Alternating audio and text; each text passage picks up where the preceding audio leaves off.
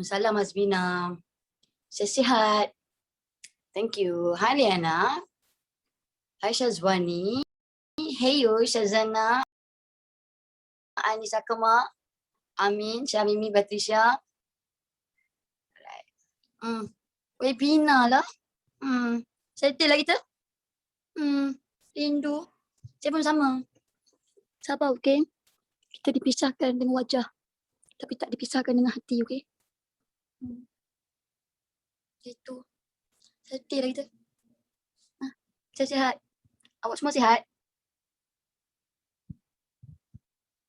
Oh, nak kiss pula. Muah sikit, muah sikit. Muah sikit. Nota last week ke tak? Nota baru? Nota baru.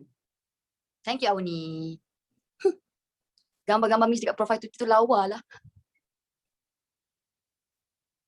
Terima kasih. Miss nanti Jumaat birthday saya. Birthday siapa? Raja Nuri Farhani. Mari kita nyanyikan siap-siap, okay? Saya orang pertama yang puji. Happy birthday to you. Happy birthday to you. Happy birthday Raja Nurin Farhani. Happy birthday to you. Happy birthday. In advance, semoga awak berjaya, cemerlang, terbilang dan terbilang, okay? Nak juga tapi birthday dah lepas. Nanti awak claim kat DM saya, okay? Birthday saya 24 Disember. Miss happy birthday. Bukan birthday saya. Birthday tadi, Raja Nurin tadi, okay? Right? Takkanlah saya nak nyanyi lagu birthday sendiri, betul lah, Birthday saya, ini bulan berapa hari saya? Oh, baru bulan 6. Birthday saya bulan 8. Saya lambat lagi birthday saya. Oh, right, bulan 9. Nak juga Miss nyanyi. Nyanyi apa?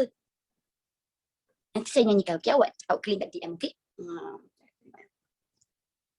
Miss birthday saya bulan 8. Miss birthday saya 2 bulan 7. Nyanyi please. Nak juga Awak ni punya birthday. Mari kita nyanyi satu lagi lagu. Happy birthday to you. Happy birthday to you. Happy birthday Najwa Auni. Happy birthday to you. Happy birthday. 2007 lagi 2 hari kan? Oh, banyaknya. Saya lahir ke Miss sebadan kata suara Miss sedap. Terima kasih. Tapi suara sebadan sedap. Saya suka kalau dia nyanyi lagu Zainal Abidin. Sedap lagi. Saya tak lahir lagi. Saya belum lahir lagi Miss. Tak lahir lagi. Elok dik, jangan lahir dik. Mencabar dik dunia ni. Kalau tahan, silalah lahir ya. Anytime. Lahir dah. Asal badan ni memuji saya ni. Ada makna ni ya. Saya nak pinjam motosikal Ducati dia sebenarnya. Nak panaskan enjin. Dah lama tak bawa motor. Sebab saya nak beli motor. Saya nak beli superbike. Panaskan enjin. Tak tahu dia bagi pinjam ke tak. Mesti tak. Okay. Alright. Okay. Miss pandai bawa bike ke? Dulu saya memang rider. Saya memang bawa motor dulu. So saya berhenti selepas saya mula bekerja sebab selalu hujan kan. Jadi kadang-kadang kertas-kertas saya ni basah. Jadi yes, saya bawa kereta. Apa tips bawa motor Miss? Dia kena berani tapi sentiasa kena berhati-hati. Itu je dah. Alright. Sebadan kata suara Miss Roh. Banyak yang dipuji saya ni. Patutlah hari ni saya timbang naik kilo. Ayam betul. Alright. So hari ni apa saya nak buat? Cuba tengok hari ni saya nak buat apa. Dah lama tak buat benda ni. Apa tu? Hari ni saya nak bercerita. Dan the best part hari ni adalah pengakhiran kepada kepimpinan melalui teladan. Hari ni last ya. Lepas tu kita akan buat sedikit recap untuk keseluruhan cerita. Alright. Jadi memang saya tahu awak kecewa kerana kita sedang berwebinar. Dan saya tak nampak muka awak sedang khusyuk mendengarkan cerita saya. Tetapi hidup perlu diteruskan. Orang kata macam itulah. Hidup perlu diteruskan ya. Okay. So hari ni memandangkan saya akan bercerita tentang bahagian Laksmana yang paling banyak. Makanya saya akan menjadi Tun Baby. Okay. So Tun Baby sila masuk ke dalam roh tu, saya minta untuk masuk ke dalam badan kita. Okay. Makanya kita akan memakai tanjak. Nama saya adalah Laksmana Baby. Okay. Laksmana Baby. Laksmana Melaka. Hei kesani mengalirlah di kau. Okay. Adakah anda semua bersedia? Bersedia? Salah pula, salah. Sepatutnya buka keris. Saya terbawa dengan boxing saya. Minta maaf. Maafkan hamba. Baiklah tuan hamba sekalian. Pada hari ini, hamba akan menghabiskan cerita tentang sebuah prosa klasik yang bertajuk kepimpinan melalui teladan. Tetapi izinkan hamba memetik dahulu cerita ini pada bahagian yang terdahulu. Kita tahu bahawa penjahat di Majapahit bernama Kertalasari. Penjahat ini memburu Laksmana Melaka dan seisi Melaka kerana dendamnya akibat ayahandanya iaitu Petala Bumi yang telah dibunuh. Dibunuh oleh Laksmana sendiri. Memang patut Laksmana membunuh. Kerana apa? Kerana Petala Bumi bersama dengan 6 lagi saudara yang telah menceroboh masuk ke negeri Melaka. Makanya padan muka mereka akhirnya dibunuh. Makanya perjalanan Ketala Sari pergi ke sana ditemani dengan 10 orang pengikut yang dikirimkan, diarahkan oleh Patih Gajah Mada dan juga Seri Betara untuk bersama. Dan mula-mula, adakah tuan hamba sekalian ingat bagaimanakah dia telah berjaya melepasi masuk ke Melaka? Dengan cara apa? Setibanya di Melaka, dia berhenti di mana? Cuba ingat kembali tuan-tuan dan puan-puan, tuan hamba sekalian. Dia berhenti di menyamar sebagai seorang Jawa di perkampungan segala Jawa. Kemudian dia pergi lihat di kawasan-kawasan perkampungan orang kaya. Kenapa? Kerana Ketala Sari mempunyai satu pekerjaan. Apakah pekerjaan dia? Mencuri. Adakah dia berjaya mencuri harta-harta orang kaya di Melaka? Berjaya, tetapi sebelum itu dia telah melakukan sudut pandang dia terhadap negeri Melaka, iaitu dia menyamar jadi pengikut Patih Kermawijaya. Saya recap balik, Patih Kermawijaya itu adalah pembesar Melaka yang berketurunan Jawa. Jadinya dia berjaya masuk sampai ke Istana Melaka. Dia dah dapat tahu mana satu adalah Laksmana. Adakah dia buat kacau lagi dekat istana pada ketika itu? Belum. Dia tengok dulu keadaan di dalam Istana Melaka. Dia tengok dulu soal penghadapan macam mana tempat bertunggu raja. Dia tengok lokasi istana. Dia tengok semua dulu. Kami pantau luat lep lapis dulu tu lah. Maafkan hamba. Terkeluar pula bahasa Gen Z. Kemudian, apa yang berlaku? Dia sebelum dipatah balik ke tempat persembunyian dia. Di mana? Di perkampungan Jawa. Dia telah mencari satu tempat persembunyian. Di manakah Ketala Sari yang jahat itu telah bersembunyi? Di mana? Di sebuah gua di atas sebuah bukit bernama Bukit Cina di Melaka. Dan dia kata, ini tempat ini memang sangat sesuai untuk dijadikan tempat persembunyian dan tempat menyorokkan harta. Jadi tempat ayah dibunuh. Pandai. Bijaksana tuan hamba sekalian. Korang okey ke? Okey ke? Kamu cakap klasik ni kan? Terhantuk kepala dekat meja kan sebab ngantuk. Okey aja. Bagus. Okey. Tuan hamba sekalian memang pintar.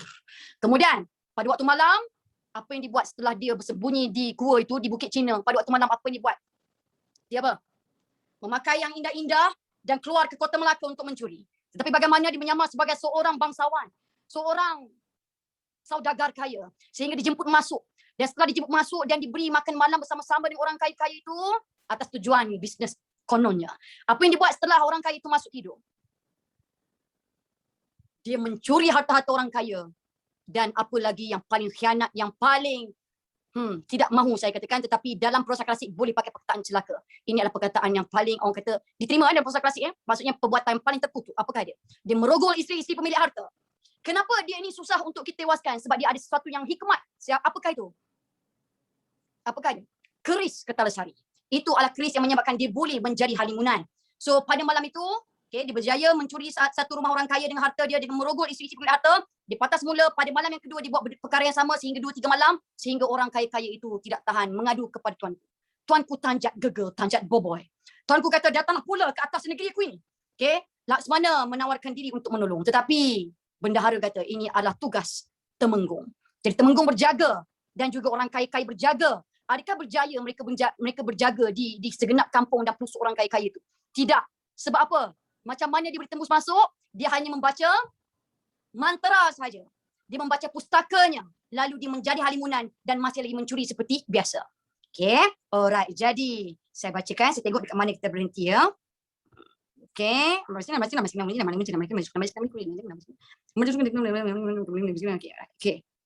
Alright. Saya nak check dekat mana kita berhenti. Sebentar ya. Alright. Saya dah tahu dah. Sehingga pada satu malam, rumah terakhir yang telah diceroboh oleh Ketala Sari. Siapakah rumah siapa kalau awak ingat? Siapakah rumahnya? Ini baca mantra ke bukan? Itu bukan mantra. Yes, bagus Tengku Safiah Khadijah. Izzah, bagus. Rumah terakhir yang dimasuk ialah bendahara. Ingat tak bendahara kata apa? Bendahara kata kat tuanku, dia kata, tuanku, ini bukan kerja Laksmana. Ini kerja Temenggung. Kita bagi Temenggung dulu jaga. Ambil kau padam ke. Sekali rumah dia kena, lecin rumah dia, sampai pagi tu dia mengadu kepada Laksmana. Mengadu kepada tuanku. Barulah tuanku izinkan untuk pergi mencari Ketala Sari. Awak ingat tak Raja bagi tak Laksmana nak cari Ketala Sari? Awak ingat tak? Dia tak bagi. Saya bacakan bapak ini. Saya bacakan untuk awak. Siap sedialah tuan hamba sekalian. Maka Laksmana pun berdatang sembah. Laksmana jumpa tuan. Ya tuanku, adapun pencuri yang datang ini bukan barang-barang pencuri. Lebih tahunya daripada patik. Saya petik sikit yang kita pernah belajar sebab setakat awak lupa. Dia kata, tuanku, penjahat yang datang ini bukan sembarangan penjahat. Nampaknya dia lebih licik daripada patik, dia kata. Jika ada derma kurnia, jika ada izin tuanku, patik hendak memohon ke bawah duli. Hendak cuba bermain dengan pencuri itu. Dia kata, kalau tuanku izinkan, bagi saya test power dulu. Saya nak test dulu ini. Nak bermain-main dengan dia. Maka titah raja. Adapun Laksmana itu, dia adalah dapat jauh daripada kita. Laksmana, kau tak boleh jauh daripada aku. Duduklah kat istana ni. Jika Laksmana pergi berkawal, siapa teman kita di istana ini manja dia. Manja sangat Cincak macam tu. Yang kita harap hanyalah Laksmana. Dia kata, kalau awak tak ada siapa nak jaga kami dekat istana ni, kami yang mengharapkan awak je. Maka Laksmana pun berdiam diri yang mendengar titah raja demikian itu. Jadi, orang cannot say no kepada raja. Jadi dia terpaksa mendiamkan diri sahaja. Gitu. Hatta beberapa hari maka segala orang orang kaya-kaya dan saudagar itu pun habis kecurian. Dah beberapa lama ramai orang kaya dan juga saudagar telah habis harta dia kerana kecurian. Syahdan semuanya datang menghadap raja, semuanya berjumpa dengan raja. Maka raja pun tiada terkata-kata. Okay? So dia speechless, raja tak tahu nak cakap apa. Jangan pedulikan tentang harta, maka semua tu sebenarnya maksud dia adalah seterusnya, selanjutnya sahaja, lalu. Jangan risau yang tu. Yang penting awak faham dulu teks. Tapi good question. Maka sembah Laksmana. Pada firasat patik, pada malam itu datang pula pencuri itu ke istana ini. Dan dia kata, saya rasa malam ni datang kat kita ni. Dia kata macam tu. Okay, so Laksmana ada, dia berfikir bahawa penjahat itu akan datang ke istana. Maka titah raja, apa bicara kita supaya pencuri itu tiada beroleh masuk ke istana ini? Habis tu macam mana ni kita nak buat supaya dia tak masuk ke dalam istana? Dia kata macam tu. Firasat itu adalah perasaan. Okay, maka sembah Laksmana. So Laksmana berkata, daulat tuanku, ada satu perbuatan. Hikmat itu daripada pencuri yang tahu patik peroleh. Dia kata, tuan, ada satu perkara. Ada satu benda yang dia boleh buat. Iaitu satu perkara yang dia tahu, dia boleh dapat daripada penjahat itu adalah satu hikmat. Sebab zaman dulu kalau hebat macam tu, memang maksudnya dia ada hikmat sakti. Pencuri itu maksudnya, pencuri sebenarnya maksud dia askar, pahlawan. Tapi dalam kes ini saya letakkan pencuri sebagai penjahat. Sebab tak logik pendekar pergi mencuri. Betul tak? Jadi pencuri ada dua maksud. Okay? Right. Maka titah baginda, segeralah perbuat kekasihku Laksmana hikmat itu. Sebab Laksmana kata, saya tahu macam mana dapatkan hikmat tu. Saya tahu tuanku. Saya je tahu. Dia kata. Jadi kalau macam tu cepatlah kekasihku Laksmana, carilah hikmat itu. Disebut kekasihku. Bukan raja tu gay, tidak. Okay, tapi maksudnya dia sayang kepada Laksmana. Okay, gitu. Right. Maka sembah Laksmana. So Laksmana pun bersembah. Dia kata, ya tuanku, pada malam ini lepaskanlah patik pergi berkawal. Tiada jauh. Okay tuanku, malam ni saya janji saya berkawal tak jauh pun. Tak jauh dari istana. Okay, izinkan saya. Dia kata. Maka baginda bertitah. Baiklah. Tuanku nak tak nak bagilah. Sebab Laksmana janji dia boleh cari hikmat itu, keris sakti itu. Maka Laksmana pun menyuruh membawa segala senjata yang banyak-banyak itu. So Laksmana panggil semua orang-orang dia, bawa segala senjata yang terdiri daripada lembing dan tombak dan kayu. Lembing, tombak, kayu. Lembing ini dia adalah batang kayu yang ada pisau kat depan. Okay, tombak pun sama. Okay, right. Dan kayu dibawa. Nak buat apa ni? Maka diatur oleh Laksmana berkeliling istana itu. Apa yang dibuat? Okay, let's say ini adalah istana. Saya tak pandai lukis. Jadi apa yang dibuat, dia susun semua kayu-kayu itu mengelilingi istana. Dikelilingi istana. Apa yang dia nak buat sebenarnya? Saya bacakan. Maka dibubuhnya suatu hikmat. So, Laksmana letakkan satu jampi. Dia letak satu jampi, mungkin benda-benda dalam bentuk uncang macam tu dia letak. Meradak dan tetap menetap sesama sendirinya, dan kayu itu pun palu-malu terlalu keburuh bunyinya. Jadi kayu-kayu yang dia letak di sepanjang istana, di sekeliling istana, okay, zaman ini dulu tak ada pengaruh Islam lagi. Jadi benda macam ni biasalah. Okay? Jadi automatik kayu itu saling berlaga antara satu sama lain dan mengeluarkan bunyi yang sangat kuat. Itulah perkara yang dibuat sebelum ditinggalkan istana, supaya istana kekal selamat. Okay? Maksudnya, Laksmana juga mempunyai ilmu kesaktian. Okay? Maka hari pun malam lah. Kemudian malam. Maka Laksmana pun memakai serba hitam lalu berjalan. Laksmana pakai selubung hitam, macam baju biasanya kalau awak tengok si Iqbal kan, yang dipakai hoodie hitam semua kan, serba hitam. Okay? Maka Kertalasari pun masuklah. So Kertalasari kebetulan masuk ke dalam kota. Nak mencuri ni. Maka dilihat oleh Laksmana seorang pencuri. Laksmana perasan. Tapi adakah Kertalasari perasan dia? Tak. Sebab apa? Sebab dia pakai serba hitam. Dan pada waktu dulu, mana ada lampu malam-malam tu lah. Jadi tak nampak apa-apa. Pernah tak awak pakai baju hitam dalam bilik awak malam-malam gelap, awak nampak tak badan awak sendiri? Tak, betul tak? Tak nampak. Yes. Itulah fungsi pakai baju gelap. Okay, kemudian. Maka Laksmana pun berselindung pada satu tempat. So dia menyuruh. Maka Kertalasari pun menyimpang pada tempat lain masuk mencuri. So dia nampak somewhere. Okay, kemudian dia nampak Kertalasari pergi masuk ke satu simpang untuk pergi masuk mencuri. Nak mencuri lagi ni. Maka Kertalasari pun fikir dalam hatinya hendak mencuri harta raja. Tengah jalan. Dia tengah fikir. Nak curi harta raja lah. So dia kata, apabila habislah harta raja itu, maka ia pun hendak membakar serta mengamuk. Dia kata, lepas aku curi harta kat istana nanti, aku akan bakar dan mengamuk, dia kata. Adapun bini raja muda-muda itu, kau ambil akan biniku. Dan semua isteri raja muda-muda aku akan jadikan sebagai isteriku. Memang kita nampak dia merupakan seorang yang sangat bernafsu haiwan. Okay, sebab apa? Sebab pertama dia merogot isteri-isteri pemilik harta, dan yang kedua dia bercadang untuk menjadikan isteri sultan sebagai isteri dia. Okay? Maka ia pun sampailah ke Melaka. Okay? So dia pun sampailah ke istana. Tengok apa yang Kertalasari buat lepas sampai ke istana. Ingat istana dah pun ada palang-palang kat luar. So apa dia buat? Dia dengar bunyi gemuruh. So dia dengar bunyi kuat. Maka dihampirinya. Dia dekat sikit. Maka dilihatnya senjata dan kayu palu malu. Tikam menikam dan radak-meradak dia. Apa pelik sangat istana ni? Ada batu-batan kayu berlaga-laga ni apa hal? Dia nampak. Okay. Maka Kertalasari pun hairan. So dia hairan. Berfikir dalam hatinya. Pelik. Okay, berfikir tapi dalam hatinya. Otak dia mungkin jatuh sekejap. Berfikir dalam hatinya. So dia kata, adapun hikmat ini bukan hikmat Melayu. Hikmat penjurit Jawa yang tahu-tahu juga. Dia kata ini jampi ni bukan jampi biasa, ni jampi Jawa ni. Maksudnya Laksmana berguru dengan orang Jawa. Jadi kita, aku tahu ni bukan calang-calang jampi ni, calang-calang Jawa ni, Jawa pun jampi ni. Power. Itu maksudnya power. Maka dia ambil suatu kayu. Jadi apa dia buat? Dia tengok kayu radak-meradak, so dia ambil satu batang kayu. Okay, right, tengok Maka disarungnya. Maka dipalu oleh kayu hikmat Laksmana itu gemuruh bunyinya. So apa maksud dekat sini? Okay, alright. Jadi dia ambil kayu satu, dia baling pada istana tu. Dia baling. So apakah yang berlaku kepada tu? Tiba-tiba kayu yang dia baling tu bunyi kuat. Bunyi hancur. Faham tak? Bunyi hancur. Maksudnya tahu kalau aku masuk aku jadi macam kayu tu. Faham tak? Dia tak masuk lagi tapi dia baling kayu tu. So maksudnya dia tahu dia akan nyanya daripada masuk. Itu dia. Maka didengar oleh orang berkawal bunyi kayu itu terlalu gemuruh. Waktu orang yang berkawal kat istana dengar, kenapa ada bunyi pelik? Kenapa ada bunyi sesuatu yang menunjukkan bahawa kayu yang paling malu tu dipukul lagi kuat macam blender dapat benda kat dalam. Okay, jadi yes. Maka ia pun hendak pergi mendapatkan. Maka ia teringat akan pesan Laksmana. Okay, jadi orang-orang yang Laksmana suruh jaga di istana tu, dia nak pergi ke tempat tu tau. Tapi dia orang ingat pesan Laksmana. Laksmana kata, tiada diberinya bergerak masing-masing pada tempatnya. Dia kata, korang jangan bergerak, korang stay je kat tempat korang, jangan pergi walaupun tempat itu ada bunyi bising. So jadi mereka semua yang berjaga tu, okay, hulu balang yang berjaga, dia orang tak pergi mana-mana, keras je kat situ.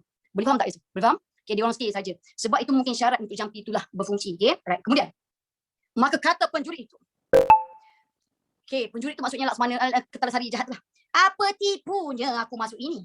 Kerana senjata ini ada bertikam. Dia kata, kalau aku masuk mesti aku akan tipu ni. Dia orang nak prank aku ni. Kalau aku masuk ni hancur aku. Dia kata,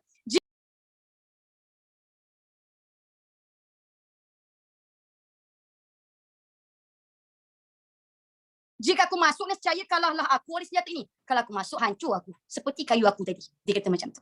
Okay, bijak. Maksudnya Kertalasari ini bijak. Dia baling dulu benda. Maka penjuri itu pun kembali pula pergi pada tempat yang lain. Jadi penjahat itu Kertalasari dia pergi ke tempat lain. Maka dicurinya lalu dibawanya pada tempat itu. Jadi dia mencuri lagi. Alang tak boleh masuk istana, tak apa. Buat lewat apis dulu. Okay, life goes on. So dia pergi mencuri kat lain. Okay, orang berkawal tu penjaga ke? Yes, orang berkawal tu adalah penjaga.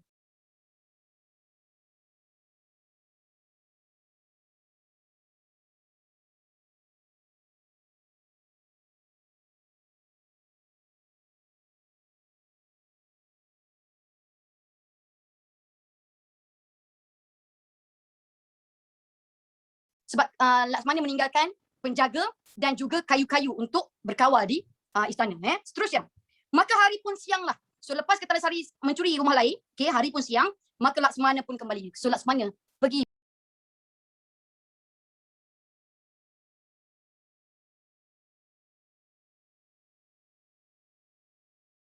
balik semula ke istana. Dia tak tangkap lagi penjahat ni. Tak tangkap lagi. Maka kata Laksmana pada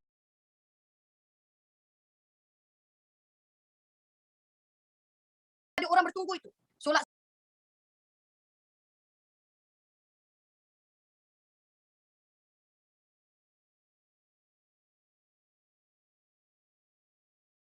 anak-anak buah dia kata, adakah tuan-tuan dengar bunyi kayu dan senjata itu lain daripada bunyi sedia kala? Malam tadi korang perasan tak? Bunyi kayu yang paling malu tu ada satu time tu dia tak ikut orang tak, dia lain sikit. Dia tanya macam tu. Okay? Maka sahut orang itu, adapun pada pendengaran saya, kayu itu memalu kayu lain lah. Dia kata, lah, dengar macam diorang ni tengah hancurkan kayu lain. Dia kata macam tu. Okay. Laksmana tengah nak faham dulu pergerakan Kertalasari. Dia tak tangkap lagi. Tunggu dulu. Dia seorang yang sangat tak rushing. Dia sangat menjaga plan dia. Okay? Okay, kemudian, maka Laksmana pun melihat sungguh. So Laksmana pun tengok sendiri. Maka Laksmana pun masuk menghadap. Jadi dijumpa tuanku. Maka titah raja. Raja kata, hai kekasihku. Panggil saya kekasih itu lagi. Bayangkan. Raja panggil kepada membantu dia lelaki. Sayang, tiba-tiba macam tu. Risau kita. Hai kekasihku, maksudnya Laksmana yang aku sayangi. Adakah bertemu dengan pencuri itu? Awak nampak tak penjahat itu? Dia kata, alright, saya nak tanya, setakat ni boleh faham tak? Boleh faham tak? Boleh, okey. Maka sembah Laksmana. Saya nak habiskan hari juga, So, maka sembah Laksmana. Dia kata, daulat tuanku. Tiada patik bertemu. Dia tipu tuanku. Dia kata, saya tak nampak lagi lah dia. Sebab dia tak nak plan dia spoil. Okay. Dia kata, saya tak nampak dia. InsyaAllah ta'ala, jika diberikan keizinan Tuhan, kelak malam patik cuba main pencuri itu. Kalau ada rezeki, malam ini saya akan cuba test sekali lagi dia. Dia kata, dengan berkat arwah Guru Patik. Dengan ilmu yang telah dicurahkan oleh arwah Guru Patik. Dia kata. Maka raja pun diamlah. So, raja pun diam je. Diam je. Okey. Cerita ni nanti saya cerita dia benar ataupun tidak benar. Setelah hari malam. Setelah hari malam, maka Ketelasari pun memakai pakaian yang indah-indah. Biasa, Ketelasari pakai yang cantik. Pakai yang cantik. Dan memakai bau-bauan yang harum lalu masuk ke dalam kota. Dalam hatinya berkata, pada malam ini, aku masuk membakar dan mengamuk. Dia kata, malam ni confirm aku akan masuk bakar dan mengamuk ke kota Melaka, ke istana itu. Kerana harta orang Melaka itu pun habis aku curi. Dan aku akan pastikan semua harta orang kaya habis aku curi. Siaplah korang, dia kata. So bermula. Mula. Laksmana pun memakai pakaian pencuri. Laksmana pula pakai pakaian penjahat. Itu selubung hitam, sebitam. Maka Laksmana pun berjalan. So Laksmana pun berjalan pada waktu malam. Pada malam itu, kelam kabut dan hujan pun rintik-rintik. Pada malam itu kebetulan hujan, rintik-rintik dan kelam kabut. So semua orang dalam ketakutan kan. Maka Ketelasari pun masuklah ke dalam kota. Yang penjahat tu masuk ke dalam kota. Maka Laksmana pun tidur di tengah pasar itu. Dekat luar istana Melaka, nak pergi ke istana Melaka dia kena melalui satu pasar. So apa yang Laksmana buat, dia berbaring kat tengah-tengah pasar sebab dia tahu mamat ni nak masuk istana malam ni. Jadi dia akan lalu kat tempat ni dulu. Jadi Laksmana pun berbaring di tengah-tengah pasar itu dalam keadaan yang sangat gelap gelita dan dia berpakaian sebitam. Orang tak nampak dia. Maka didengar oleh Laksmana kaki Ketelasari itu terlalu gemuruh panas. So masa tengah berbaring tu, dia dengar dum dum dum dum bunyi kaki yang sangat kuat. Maka Laksmana pun tahulah akan Ketelasari datang itu. Penjahat ini datang. Confirm dia kata. Maka Ketelasari pun berjalanlah di tengah pasar itu. So dia jalan kat tengah-tengah pasar. Ketelasari jalan kat tengah pasar. Ingat tengah pasar ada siapa? Tengah pasar ada siapa yang tengah baring? Ada Laksmana. Dia berjalan. Sebab dia nak masuk ke istana. Nak mencuri ni kat istana. Kan dia kata nak bakar dan mengamuk. Dia kata, alright. Maka tertendang kakinya pada tubuh Laksmana. So ini Laksmana macam tu. Dia tersepak. Dia tersepak sikit. Dia tersepak. Kemudian, maka Ketelasari pun berdirilah atas kepala Laksmana itu. Dia tak nampak apa. Dia berdiri. Dia kata, teririk bangkai pula aku ini. Teririk maksudnya terpijak. Terpijak pula bangkai. Dia ingat itu adalah bangkai binatang. Adapun akan Laksmana tidur itu, kerisnya sudah terhunus. Sebenarnya Laksmana tengah baring tu, yang tengah tersepak tadi tu, tak tahu harap tak tersepak ke tempat-tempat yang menyakitkan. So sebenarnya dia kata keris dia sudah terhunus. Dia dah keluarkan keris dia daripada sarung. Dah ready dah. Lalu ia bangun melompat, menikam dada Ketelasari terus ke belakang. Haya! Hop! Cup! Tembus sampai ke belakang. Keris Laksmana. Taming sari. Saya rasa dia adalah taming sari lah. Terus kena. Tepat di dadanya. Tembus sampai ke belakang. Maka Laksmana berkata, sambil Laksmana kata, mati engkau oleh. Dia kata, matilah engkau di tangan. Setelah Ketelasari merasai luka itu, Ketelasari, maka dihunusnya kerisnya pula mengusir Laksmana. So dia keluarkan keris dia. Keris yang jahat tadi, yang sakti tu. Dia cuba hunus. 2-3 langkah, maka ia pun rebah. Dia tak terdaya 2-3 langkah. So maksudnya, yang tertikam ni lagi tertikam lagi dalam. Sampai tembus ke belakang. Macam tu. 2-3 langkah, maka ia pun rebah, terjerumus lalu mati. So mati Ketelasari. Maka oleh Laksmana pun apa dia buat? Dah mati dah. Dihirisnya syahwatnya. Diambilnya lalu dia kembali ke rumahnya. So dia potong kemaluan Ketelasari. Dan dia bawa balik rumah. Jangan tanya saya kenapa. Ada yang tanya, Miss, saya syak Laksmana gay. Dia kata, bukan itu. Sebenarnya simboliknya adalah apakah perkara yang paling, orang kata paling kurang ajar yang Ketelasari buat ke atas kaum perempuan dekat kampung orang kaya-kaya. Dia rogol, dia cabul. Itulah simbolik dia. Dia perkosa. Sebab itu dipotong tu banyak. Dia potong tu, lepas tu dia ambil apa? Dia ambil keris. 2 benda je. Itu dia. Lepas tu dia balik rumah. Dia dah potong lah tu. Lepas tu dia balik rumah. Dia bawa balik rumah. Setelah hari hampir siang. Hari dah siang dah. Dia bukan buat frame. Saya tak tahu dia buat frame ke tak. Tapi tengok esok apa dia. Maka orang pun lalu. So, siang tu, orang lalu lalang lah dekat tengah-tengah pasar kan. Maka dilihatnya seorang perlentir mati. Perlentir tu penjahat lah. Sama juga macam tadi. So, dia nampak ada penjahat mati lah. Maka segera dikeratnya telinga dibawa kepada raja. So, seorang ni, dia potong telinga Ketelasari, dia bawa jumpa raja. Sembahnya, ya tuanku, inilah tandanya Patik membunuh penjuri yang terlalu buas itu. Tuanku, inilah bukti Patik bunuh penjahat yang ganas tu. Dia kata, telinga kau bawa. Ayam betul-betul kau bawa satu body dia, betul tak? Tapi ingat, Ketala sari ni besar, digedang. Okay. Alright. Maka, datang pula seorang lagi. Dikeratnya kepala ni bijak sikit, seorang lagi datang. Dia dipotong kepala ni bijak sikit. Lalu dibawa menghadap raja katanya. Okay, tapi telinga dia tak ada satu lah, member tu dah ambil. So dia kata kepada raja, inilah tandanya Patik membunuh penculik pada malam tadi. Kata tak, saya yang bunuh tuanku. Ingat bukti kepala berat sikit. Okay. Alright. Dengan demikian, apa orang tu buat? Habislah kaki, tangan Ketala Sari dikeratnya, dibawanya kepada raja. So, tak cukup tuanku kepada, tak apa tuanku. Tangan, kaki semua saya bawa. So dibawa semua. Persembahkan kepada raja. Maka baginda pun menjadi hairan. Tuanku kata, ni mengaku dibunuh, yang ni pun mengaku dibunuh. Peliklah macam ni. Tuanku pening. Tuanku finin dah. Okay. Maka titah baginda kepada bendahara. So dia kata kepada bendahara, ayo mamak bendahara. Ayo ni maksudnya aduh lah. Okay, bendahara dulu memang dipanggil mamak bendahara. Kita pun hairan kelakuan ini. Peliklah diorang ni bendahara. Siapakah juga yang sungguh ini? Habis tu mana yang betul-betul pembunuh kepada Ketala Sari ni? Dia kata macam tu. Supaya tak tahu masing-masing mengaku. Maka sembah bendahara. So bendahara kata, ya tuanku. Pada bicara Patik, 2 pertandaan lagi, maka sungguh. Tuanku, cuba tengok betul-betul. Dia buat macam puzzle. Telinga, kepala, kaki semua ada. Tapi ada 2 benda tak ada. Cuba tuanku tengok. Ada 2 pertandaan. 2 bukti yang belum ada. Dia kata. 2 bukti yang tak ada. Tambahan Laksmana belum datang. Lagipun tuanku, Laksmana tak datang lagi. Apa kata kita tunggu dia? Okay. Kan pelik tengok gabung-gabung tiba-tiba tak ada. Tak ada macam tu. Okay. Ini tak lengkap tuanku. Dia kata. Ini cerita ni tergantung. Dia kata. Okay. Seketika lagi, maka Laksmana pun datang membawa syahwat dan keris Ketala Sari. So tak lama kemudian, Laksmana datang. Hoi ya hoi. Bawa. Dan juga keris Ketala Sari. Dia bawa. Dengan bangganya. Okay, kemudian dia kata, maka sembah bendahara. Bendahara tengok je kemaluan Ketala Sari dengan keris Ketala Sari. Dia kata, inilah tuanku pertandaan yang sungguh. Inilah tuanku bukti yang paling kukuh. Dia kata, pada bicara Patik, jika lain daripada Laksmana tidak akan dapat membunuh pencuri itu. Patik dah agak tuan. Takkan ada orang yang berjaya bunuh penjahat ini kecuali Laksmana. Dia kata, jangankan membunuh dia, menentang matanya pun tidak dapat. So dia kata, jangankan nak bunuh dia tuanku. Nak tengok dalam mata penjahat ni pun tak boleh. Sebab apa? Sebab dia ada ilmu pukau kan. Ada ilmu hitam kan. Jadi yes, dia kata. Maka segala mereka itu pun masing-masing tunduk kemalu-maluan lalu kembali. So yang mengaku tu tunduk, malu dan caw daripada istana. Maksudnya mereka ini kenapa dia orang mengaku dia orang bunuh? Sebab dia orang nak apa? Dia orang nak ganjaran. Wah. Yes. Okay, maafkan saya pakai nak minum air sekejap. Apa boleh kecap cerita ni? Boleh? Dah nak habis ni. Boleh. Okay. Habuan boleh, ganjaran boleh. Okay. Alright.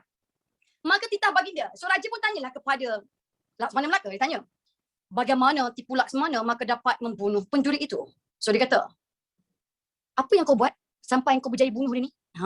Okay, ada yang puji, terima kasih. Okay, yes. Apa kau buat sampai kau berjaya bunuh dia ni? Apa tipu helah yang kau pakai? Dia kata, maka diceritakannya segala hal ehwalnya. Jadi, Laksmana cerita A sampai Z. Tak boleh suruh apa-apa dengan tuanku. Okay? Maka baginda pun hairan terlalu suka cerita. So dia pelik. Wah, kau boleh buat macam tu tapi tuanku sangat-sangat gembira. Masa ni tak bagi kekasih pula. Tuanku ini memang sudah orang kata apa? Habis madu sepah dibuang ya.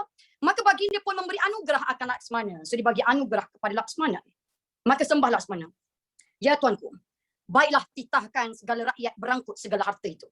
So sebenarnya Laksmana Melaka dia buat satu lagi pencapaian, iaitu dia telah berjaya menemukan harta-harta orang kaya yang dibunuh, yang dicuri oleh Ketala Sari dekat atas Bukit Cina. Laksmana juga yang jumpa.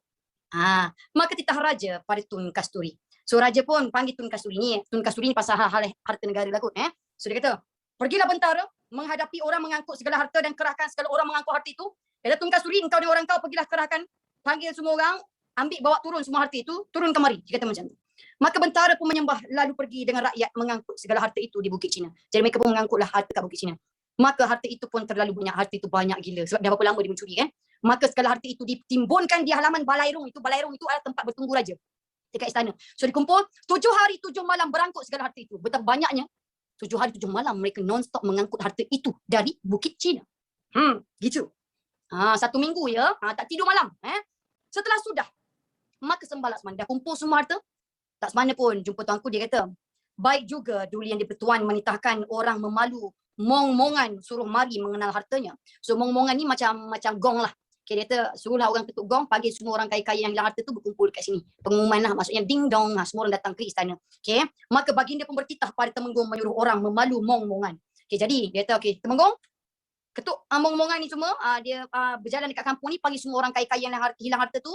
Jadi dia orang datang. Maka dipalu orang lah berkeliling negeri. So yang dia orang kalau perasan kan, dia macam dalam seragam tu dia macam dia bawa ke depan dung sampai berjalan. So itulah mong-mongan. Okay. Right, seterusnya. Berkeliling negeri dipanggil semua orang yang hilang harta tu untuk berjumpa tuanku dekat raja dekat istana. Maka sikit lagi nak habis. Segala orang yang kehilangan itu pun semuanya berhimpun masuk ke dalam pergi mengenal segala harta. Seorang pun tiada tertinggal. So semua orang yang hilang harta itu masuk ke istana untuk mengenal harta masing-masing. Maka kata seorang, ini harta patik tuanku. Dia kata, ini harta saya ni. Maka seorang lagi, ini pun ia harta patik tuanku, ini saya punya. Maka kata seorang, ini tuanku benda patik. Maka kata seorang lagi, ini bantal patik tuanku. Masing-masing dah kenal. Bantal pun nak curi ke? Ya. Right? Sebab ni rumah orang kaya-kaya, semuanya power lah barang-barang dia. Setelah habislah dikenalinya segala yang empunya. Lepas kenal lah semua barang masing-masing, dia kata, maka titah raja. Dah kenal harta masing-masing. Raja memberitahu, okey, korang dapat barang korang. Okey, fine, dia kata. Raja bertitah. Hai segala kamu sekalian. Hendaklah segala harta ini dibahagi 3. 2 bahagi akan Laksmana. Sebahagi akan orang yang punya harta. Kerana harta ini sudahlah hilang beroleh akan Laksmana. So, harta korang semua ini bahagi kepada 3. 2 bahagian tu bagi kepada Laksmana. 1 bahagian korang jaga. Korang ambil lah sendiri. Sebab Laksmana yang jumpa harta ini, 2 bahagian bagi kat dia. Adil tak? Adil tak? 2/3. Tak adil. Tak adil. Jadi, maka sembah orang itu. You cannot say no tu raja. Seorang tu kata apa? Daulat tuanku. Mana titah patik junjung itu daulat tuanku. Baiklah tuanku. Kalau itulah yang tuanku mahukan, kami ikut saja. Junjung saja, dia kata. Maka sembah Laksmana. Laksmana ni dia truly hero. Dia kata, tuanku, balik office dulu. Dia kata, ya tuanku. Jika demikian sahaja, anyayalah duli yang maha mulia. Dia kata, tuanku, tercemarlah nama baik tuanku kalau tuanku buat macam ni, dia kata. Dan duka citalah sekalian yang punya harta. Dan diorang ni akan sedih tuanku. Diorang hilang respect kat tuanku. Diorang pun akan bersedih, dia kata macam tu. Tak apa. Yang sebahagi itu akan patik. Nak juga sebahagian. Gitu. Tak apa, bagi sebahagian saja kepada patik. Dah lah, tapi tengok yang bagus ini kata apa? Dalam pada itu pun mana kasih hatinya hendak memberi akan patik. Itu pun kalau mereka setuju untuk bagi kepada patik. Tak nak bagi pun tak apa tuanku. Patik okey je. Dia kata macam tu. Baik tak Laksmana? Baik kan? Baik kan? Maka titah baginda. So baginda pun kata, hai segala kamu, sukakah seperti kata Laksmana itu? Korang setuju tak? Laksmana kata macam tu nak 1 bahagian? Korang okey ke? Maka sembah mereka itu. Sukalah patik sekalian memberikan Laksmana. Demi Allah dan Rasulnya dengan tulus ikhlas hati patik sekalian. Kalau macam tu, kami sangat ikhlas untuk memberi sebahagian itu kepada Laksmana. Kerana Tuhan, kerana Rasul kami rela, dia kata macam tu.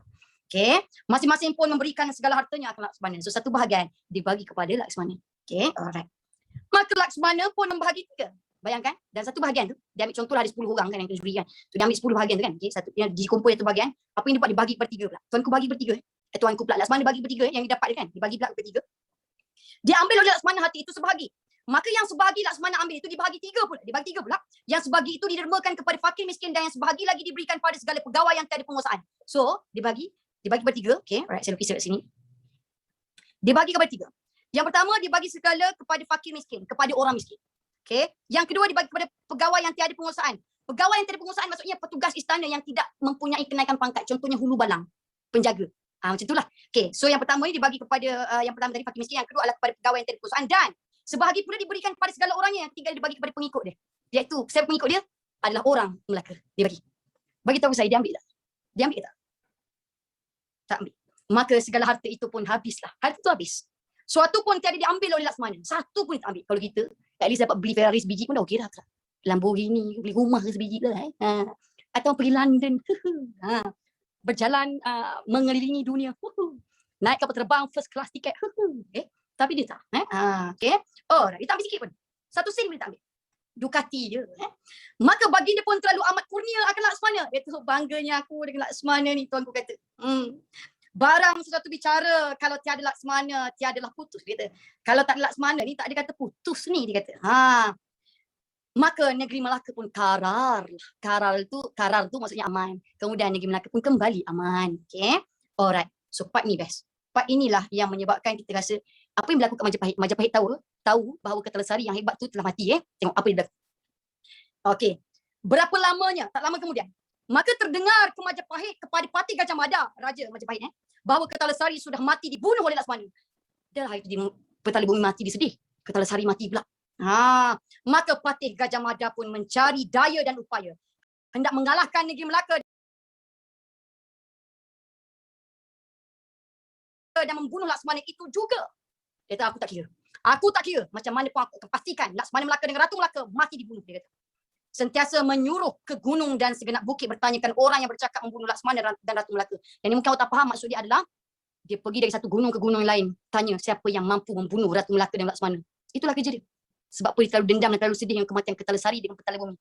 Demikianlah pekerjaannya. Jadi dia jadi macam orang tak betul. Dia sibuk tanya siapa yang boleh bunuh ni, siapa yang boleh bunuh ni. Maksudnya dia tak ada orang. Kertalasari tu yang paling hebat sekali dah. Okay, gitu. Tahniah, anda baru saja menamatkan pembacaan ke pendengaran prosa klasik kepimpinan melalui teladan. Tahniah. Bravo. Tak payah baca, dek. Cikgu Zack yang baca kan. Hidup ini kan mudah kalau ada Cikgu Zack. Okay, kalau tanya, okay, ingat tak? Tajuk cerita ni apa? Kepimpinan melalui teladan. Apa simboliknya? Kepimpinan Laksmana, dia tak ambil satu sen pun daripada harta yang dibahagikan kepada dia.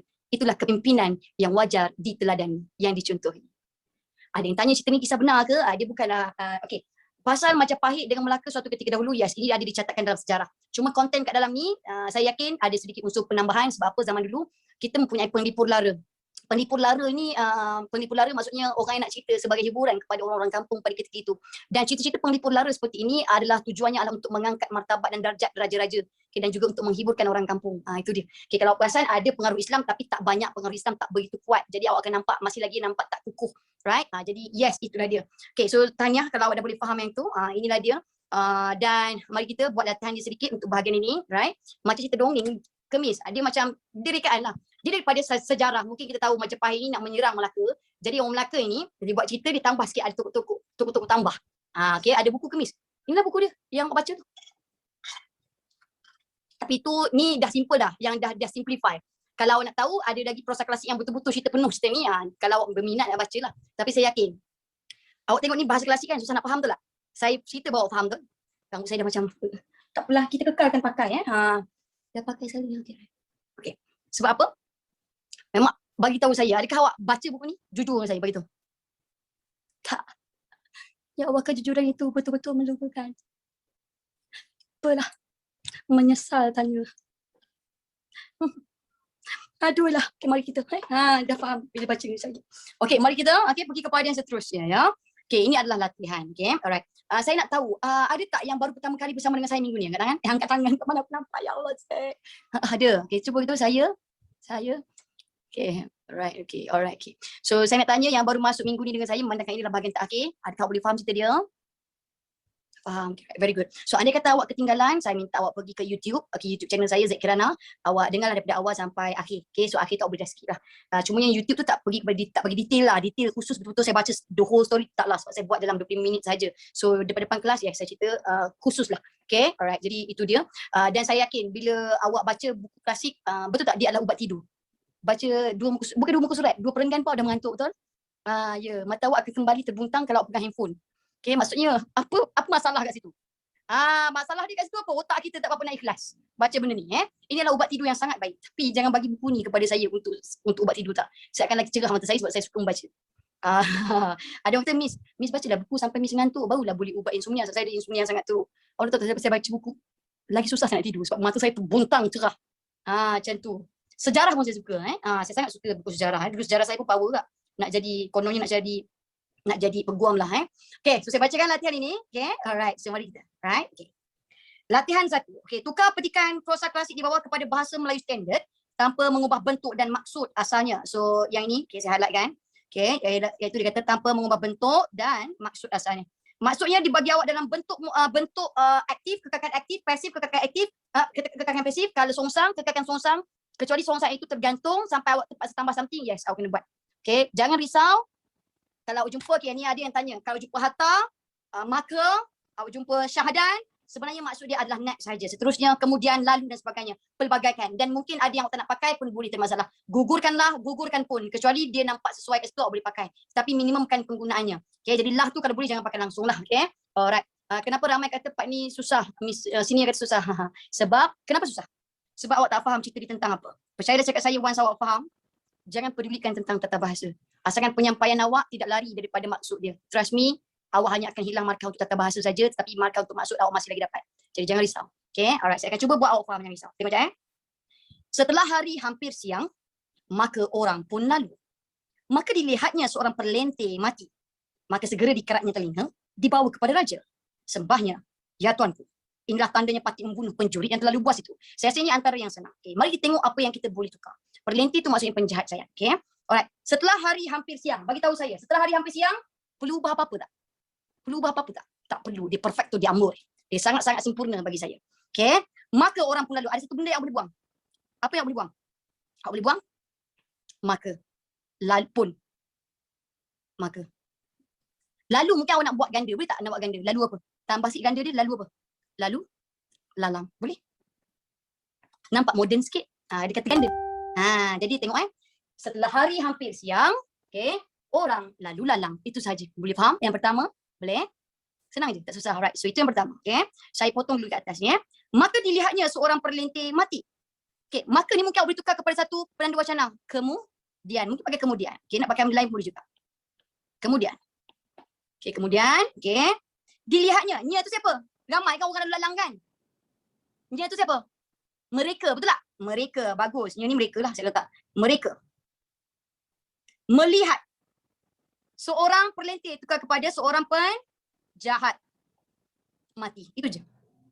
Alright. Kalau perasan kat sini kan, dia langsung tak ada titik. Jadi boleh tak ada titik kan dia? Boleh. Tak ada masalah. Boleh tak ada masalah. Right? Boleh tak ada masalah kalau dia terlalu melirik. Okay? Sebab ada dua marker. Marker kat sini, marker kat sini.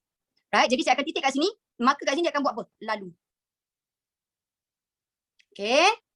Lalu segera dikeratnya. Kerat kita pakai apa sekarang? Lalu segera dipotong. Dipotong. Saya buangnya. Dipotong telinganya. Terbalik. Dipotong telinganya dan dibawa kepada raja. Awak boleh tukar kepada dibawa kalau in front of raja pakai apa? In front of raja pakai apa? Menghadap. Very good. Bandai. Okay, right. Okay, tengok Okay, saya tambah sikit mungkin saya buat dan sembahnya. Okay, dan sembahnya. Right. Okay, tengok Saya bacakan betul-betul. Lalu segera dipotong telinganya dan dibawa menghadap raja dan sembahnya. Okay, ada dua kali dan tak sedap. Jadi saya akan pakai serta. Satu tu saya akan pakai serta. Ingat, saya tak nak kena potong markah. Sebab apa? Sebab dia lewah. Okay, dia berulang benda yang sama. Okay. Right, jadi saya ulang balik. Okay, saya ulang balik. Lalu segera ataupun dengan pantas boleh juga lalu segera dipotong telinganya serta dibawa menghadap raja dan sembahnya. Okay, boleh faham tak Sofa? Boleh faham tak? Okay. Yang ni seorang saja. Yang ni seorang saja. Kenapa dipakainya Sebab seorang saja yang bawa telinga tu. Yang nampak tadi ramai. Yang nampak tadi ramai. Yang bawa telinga tu seorang. Itu dia. Okay, so dia kata ya tuanku. Ya tuanku. Okay, awak boleh kekalkan ya, tak ada masalah. Boleh pakai ya pun. Awak boleh pakai ampun tuanku pun boleh, tak ada masalah. Okay, pun boleh. Dua-dua boleh. Sebab ya pun bagi saya dia tepat. Okay. Right. Ya tuanku. Inilah tandanya. Okay, tandanya tu tak sesuai. Inilah apa? This is the proof that. Apa dia? Inilah buktinya. Very good. Pandai. Inilah buktinya. Pandai. Inilah buktinya Patik membunuh. Nak tambah sikit boleh tak? Nak tambah something kata bantu agak-agak apa? Telah. Yang paling cantik. Inilah buktinya Patik telah membunuh. Penjuri boleh kekal. Awak boleh tukar kepada penjahat. Penjahat yang terlalu buas itu. Buas awak boleh kekalkan. Ataupun awak boleh tukar licik. Licik lebih moden berbanding dengan buas. Yes, very good. Pandai, Alif. Right, so dengar. Saya baca keseluruhannya. Saya baca keseluruhannya. Okay. Dengar betul-betul dah moden ke belum? Setelah hari hampir siang, orang lalu lalang. Titik. Kemudian, mereka melihat seorang penjahat mati. Lalu, segera dipotong telinganya serta dibawa menghadap raja dan sembahnya. Ya tuanku, inilah buktinya Patik telah membunuh penjahat yang terlalu licik itu. Itu je. Boleh. Okey, nak tukar setelah jadi selepas boleh, selepas itu boleh, tak ada masalah. Ingat jawapan tidak terhad kepada satu. Jawapan dia sangat-sangat holistik. Jangan risau. Okey, right. Jadi itu dia. Okey, senang je kan. Kalau penjuri kekal penjuri salah tak? Penjuri itu bahasa klasik sayang. Penjuri adalah bahasa klasik. Ada yang bukan bahasa klasik macam segera, hampir siang, setelah hari, itu bukan. Okey, yes, asalkan tak tukar maksud. Okey, nak tukar ya tuanku, nak tukar kepada wahai tuanku. Tidak, kurang sesuai untuk tuanku panggil wahai. Okey, kurang sesuai. Okey, sama ada panggil ampun ataupun ya tuanku. Right? Okay. So yes, ini dia.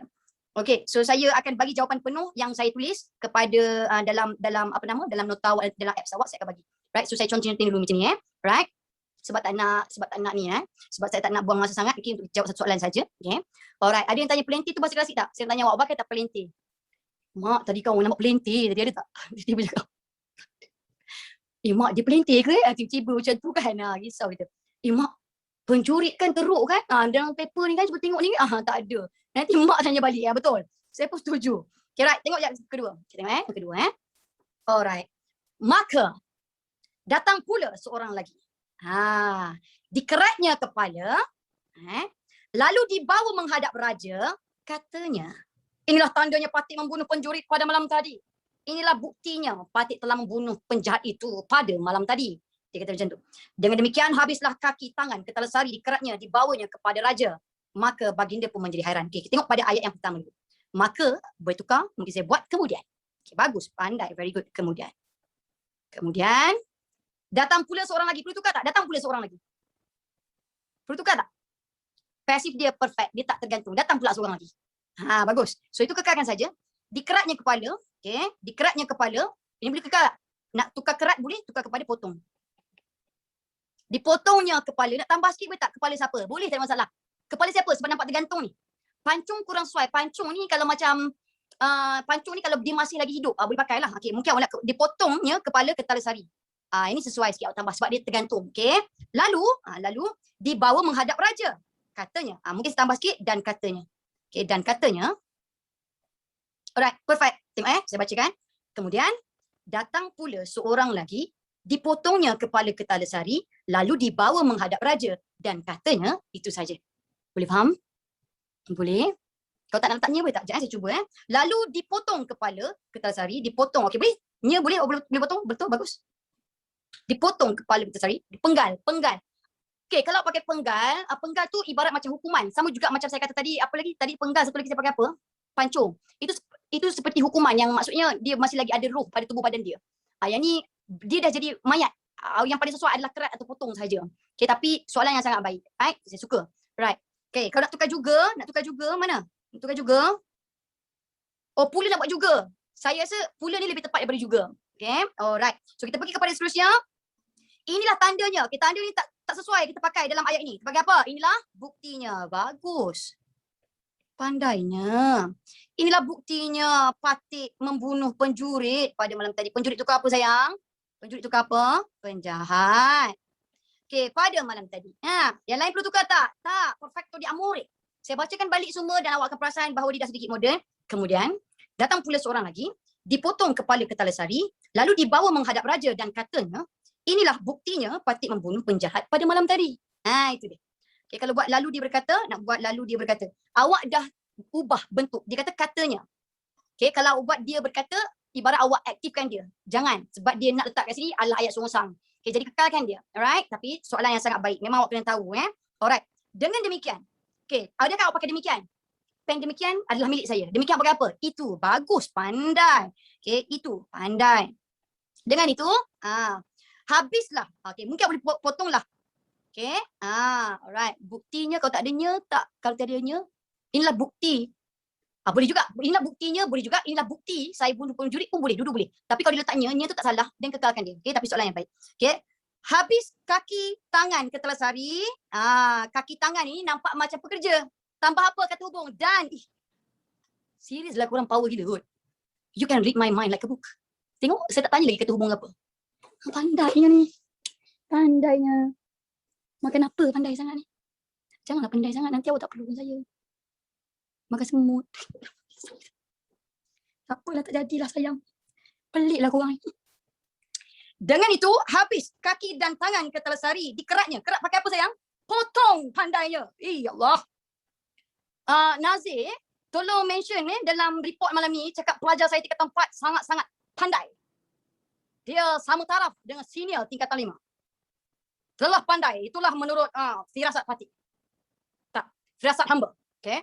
Semoga Tuan hamba menulis kebijaksanaan anak-anak hamba di dalam report pada malam ini. Dipotong. Okay.